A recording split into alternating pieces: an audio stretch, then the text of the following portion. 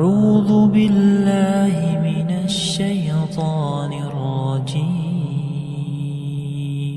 بسم الله الرحمن الرحيم الحمد لله رب العالمين الرحمن الرحيم مالك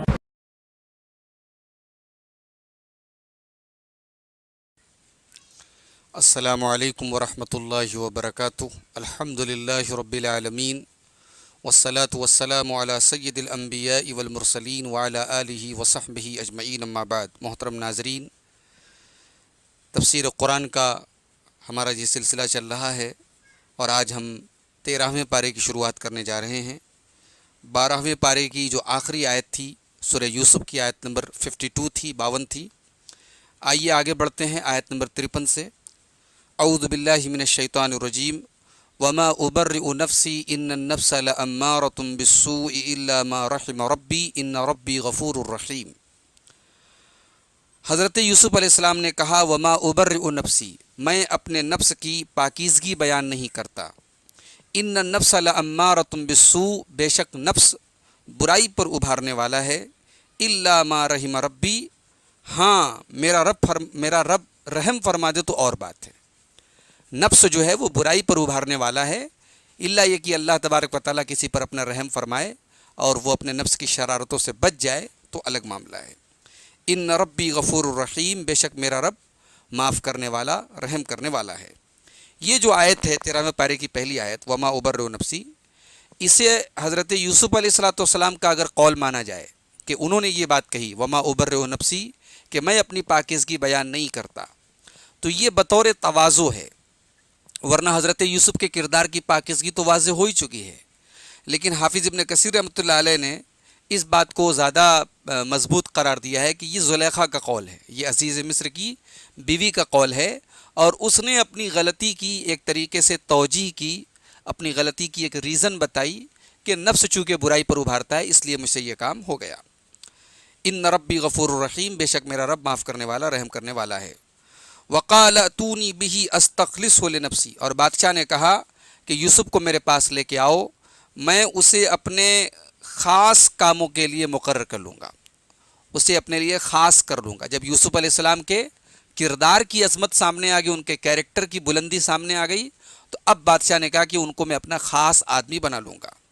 فلما کلمہ قال انک الیوم لدینا مکین امین، اور جب بادشاہ نے حضرت یوسف سے بات چیت کی تو کہا کہ بے شک آج آپ ہمارے پاس ذی عزت ہیں، مکین امین، اور بلند مقام والے ہیں، یعنی آج آپ ہماری نظر میں اور معزز ہو گئے۔ بات چیت کے بعد حضرت یوسف کی اور زیادہ بادشاہ نے تعریف کی۔ قال اجعلنی علی خزائن الارض انی حفیظ علیم، حضرت یوسف نے کہا کہ مجھے زمین کے خزانوں کا نگراں بنا دیجئے۔ زمین کے خزانوں سے مراد یعنی غلے کے جو گودام وغیرہ ہیں ان کی مجھے ذمہ داری دے دی، کیونکہ آگے قحط سالی کا زمانہ آنے والا تھا اور حضرت یوسف علیہ السلام کے پاس اس سے نمٹنے کی اسٹریٹجی تھی، انتظام تھا، اس لیے حضرت یوسف علیہ السلام نے کہا کہ مجھے زمین کے خزانوں کا نگراں بنا دیجئے۔ یہ بھی پتہ چلا کہ عام حالات میں عہدہ طلب کرنا جائز نہیں ہے، لیکن جب ایسے حالات آ جائیں کہ ملک کو، ملت کو خطرات درپیش ہوں اور کسی انسان کے اندر ان خطرات سے نپٹنے کی صلاحیت موجود ہو تو وہ اپنی صلاحیت کے مطابق کسی ذمہ داری کا سوال کر سکتا ہے۔ تو کہا کہ انی حفیظ علیم، مجھے زمین کے خزانوں کا مالک بنا دیجئے، میں حفاظت کرنے والا بھی ہوں اور علم رکھنے والا بھی ہوں۔ کیا مطلب؟ یعنی میں اس طریقے سے حفاظت کروں گا غلے کی کہ غیر مناسب جگہ پر خرچ نہیں کروں گا، اور علیم ہوں، جانکار ہوں، مجھے پتہ ہے کتنا رکھنا ہے، کتنا خرچ کرنا ہے، کتنا نکالنا ہے، مجھے اس کا بخوبی علم ہے۔ وَكَذَلِكَ مَكَّنَّا لِيُوسُفَ فِي الْأَرْضِ، اور اس طرح ہم نے یوسف کو زمین میں اقتدار عطا فرمایا۔ يَتَبَوَّأُ مِنْهَا حَيْثُ يَشَاءُ، وہ جہاں چاہیں اب زمین میں یعنی سرزمین مصر میں اپنا ٹھکانہ بنا لیں، یعنی ان کو یہ مقام حاصل ہو گیا کہ اب مصر میں وہ کہیں پر بھی رہ سکتے ہیں۔ نصیب برحمتنا من نشاء، ہم اپنی رحمت جس کو چاہتے ہیں نوازتے ہیں۔ ولا نضيع اجر المحسنین، اور ہم نیک لوگوں کے اجر کو، احسان کرنے والوں کے اجر کو ضائع نہیں کرتے۔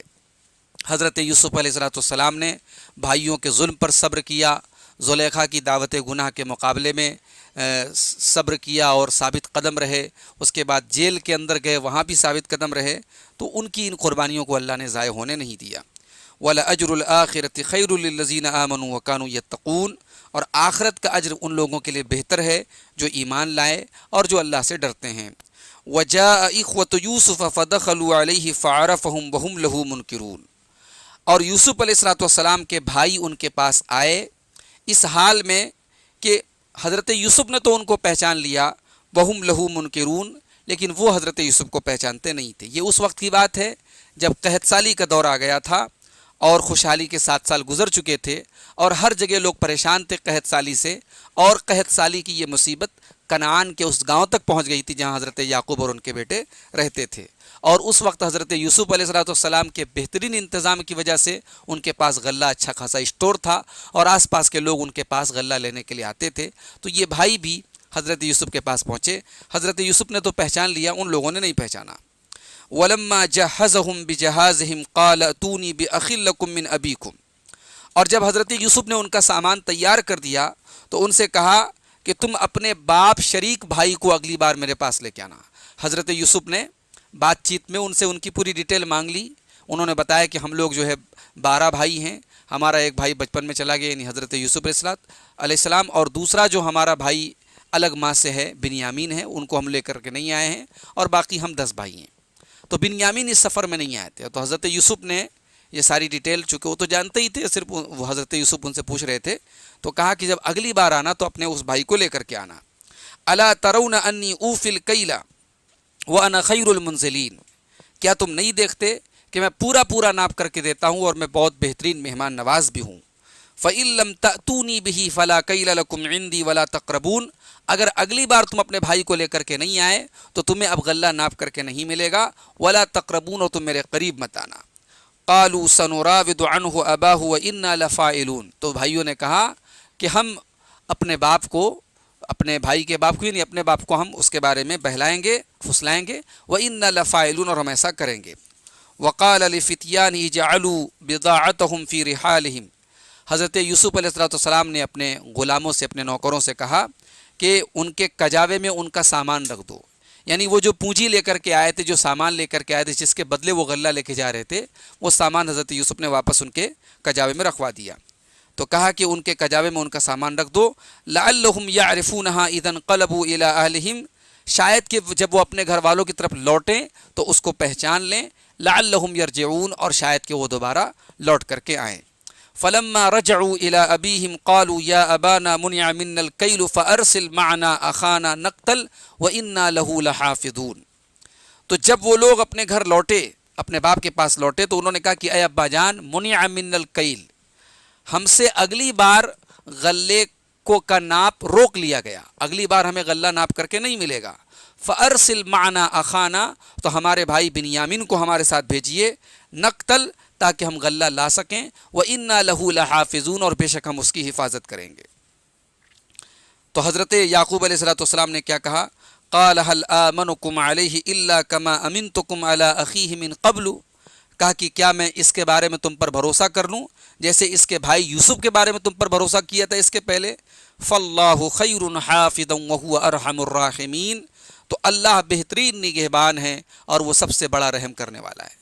یعنی اطمینان تو نہیں ہے، تم لوگ اتنے چال باز ہو، اس کے پہلے یوسف کے بارے میں تم لوگوں نے مکاری کی تھی اور میں نے تم پر بھروسہ کیا تھا، اب میں کیسے بنیامین پر بھروسہ کروں؟ لیکن چونکہ قحط سالی کا معاملہ تھا، غلے کی قلت تھی، تو اس لیے مجبوراً حالات کے تحت حضرت یعقوب علیہ السلام بنیامین کو بھیجنے کے لیے تیار ہو گئے، اللہ کو نگہبان بنا کر کے، اور کہا کہ اللہ بہترین نگہبان ہے اور وہ سب سے بڑا رحم کرنے والا ہے۔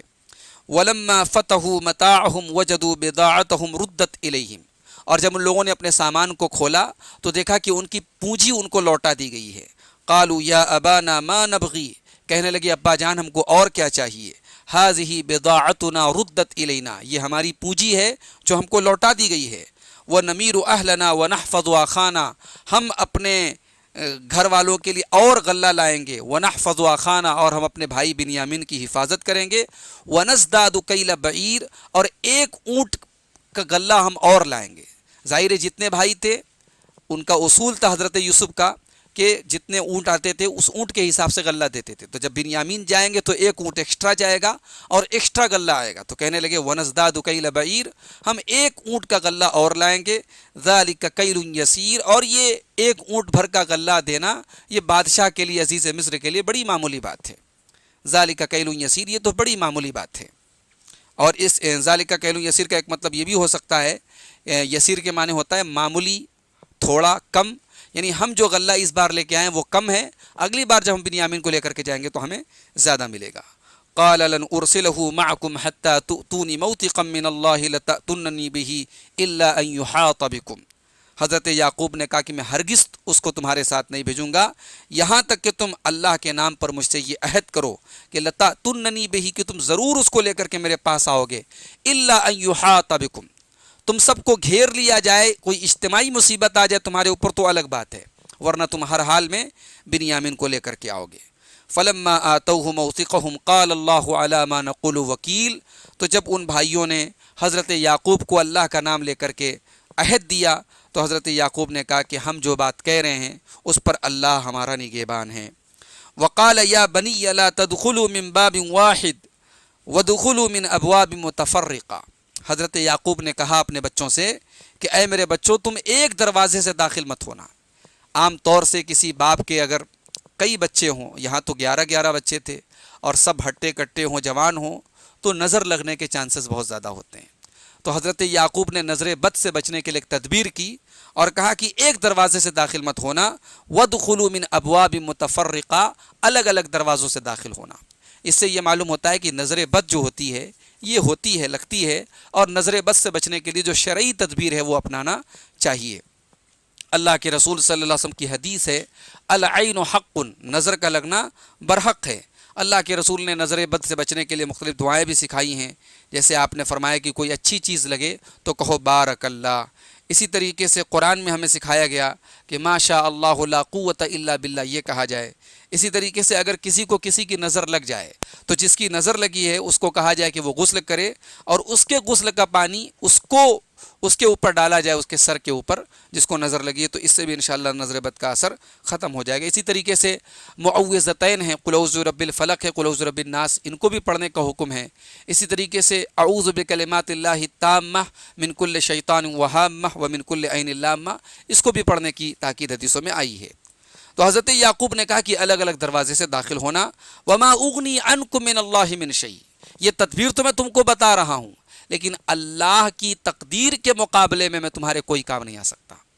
یعنی اصول یہی ہے کہ ہم تدبیر اپنائیں گے لیکن لا حذر من القدر، تقدیر میں جو لکھا ہے وہ ہونا ہے، تقدیر پر ہمارا ایمان ہونا چاہیے۔ تو حضرت یعقوب نے کہا وما اغنی عنکم من اللہ من شیء، میں اللہ کے مقابلے میں تمہارے کام نہیں آؤں گا۔ ان الحکم الا للہ، فیصلہ اللہ ہی کا چلتا ہے۔ علیہ توکلت، اسی کے اوپر میں نے بھروسہ کیا۔ وعلیہ فلیتوکل المتوکلون، اور اسی کے اوپر بھروسہ کرنے والوں کو بھروسہ کرنا چاہیے۔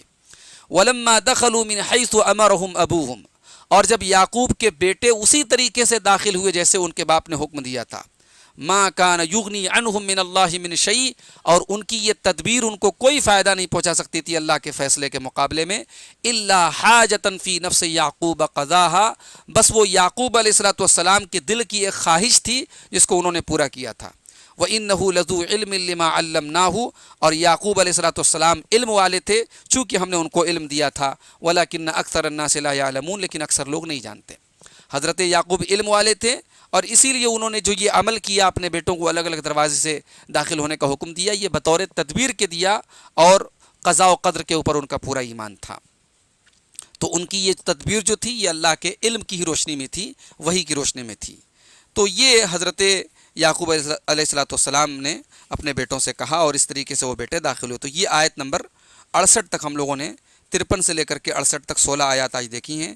ان آیات میں جو اہم پوائنٹ ہے، سب سے پہلی چیز تو یہ معلوم ہوئی کہ انسان کی خوبی اس کی زبان کے نیچے چھپی ہوئی۔ عربی میں کہتے ہیں المرء مخبوء تحت لسانہ، انسان اپنی زبان کے نیچے چھپا ہوا ہے۔ جب انسان کلام کرتا ہے، گفتگو کرتا ہے، تب اس کا ٹیلنٹ نکھر کر کے سامنے آتا ہے۔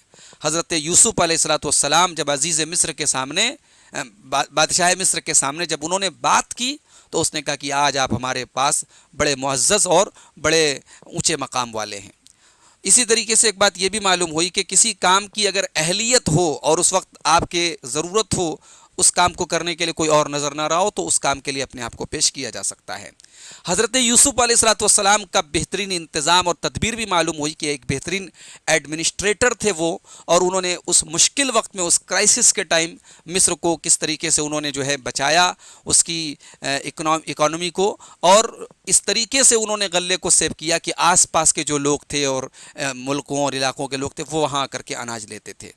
حضرت یعقوب علیہ الصلوۃ والسلام کے بارے میں ایک بات یہ معلوم ہوئی کہ اللہ کی ذات پر توکل کا انہوں نے مطلب بتایا کہ تقدیر اور تدبیر دونوں ہونا چاہیے۔ توکل کا مطلب یہ نہیں کہ ہم تدبیر نہ کریں، اور تدبیر کا مطلب یہ نہیں کہ ہم اللہ کی تقدیر سے پر بھروسہ نہ کریں۔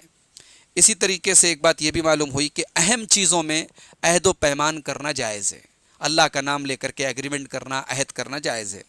نظر بد وغیرہ کا اگر اندیشہ ہو تو احتیاطی تدابیر اختیار کرنا چاہیے، کر سکتے ہیں، کوئی حرج کی بات نہیں ہے۔ علم کی فضیلت معلوم ہوئی کہ اللہ تعالیٰ نے حضرت یعقوب کی فضیلت میں کہا کہ وَإِنَّهُ لَذُو عِلْمٍ لِّمَا عَلَّمْنَاهُ، کہ ہم نے ان کو علم دیا تھا اس لیے وہ علم والے تھے۔ تو انشاءاللہ ہمارا اس تفسیر کا سلسلہ چلتا رہے گا۔